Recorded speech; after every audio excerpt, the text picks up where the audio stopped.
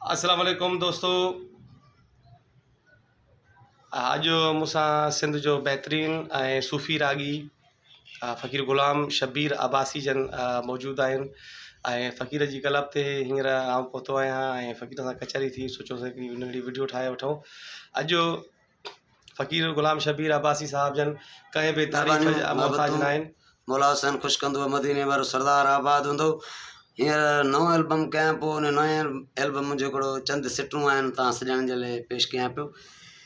केॾो बि पाण खे को लिकाए इश्क वारो माण्हू ज़ाहिर वाहे, दर्द वारो माण्हू ज़ाहिर वाहे। केॾो बि पाण खे को लिकाए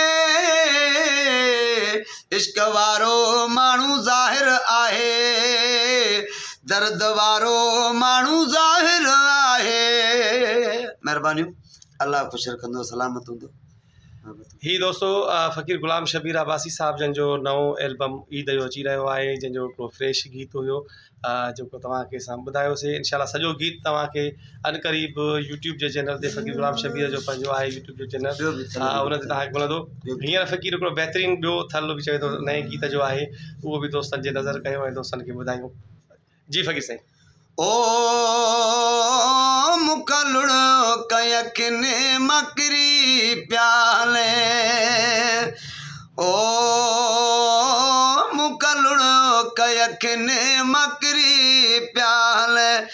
परदेसी जान पूर पया मुके हुन जब छोड़ा वॾा तब जन, अज दिल में अचानक सूर पया। ओ मुजलुण कयखिने मकरी प्याल। महिरबानी, वॾी महिरबानी फ़क़ीर साईं, वॾी महिरबानी। अल्लाह साईं तव्हांखे ख़ुशि रखंदो, आबाद रखंदो। ऐं फ़क़ीर ग़ुलाम शबीर तव्हां ही ॿोल ॿुधा तमामु ख़ूबसूरत, ऐं इंशाल्लाह हिकिड़ो ख़ूबसूरत एल्बम तरतीब थी रहियो आहे जेको ईद ते ईंदो ऐं इंशाल्लाह हिकिड़ो बहितरीनु ऐं धमाको मचाईंदो। दोस्तनि जी महिरबानी, सलामत हुजो।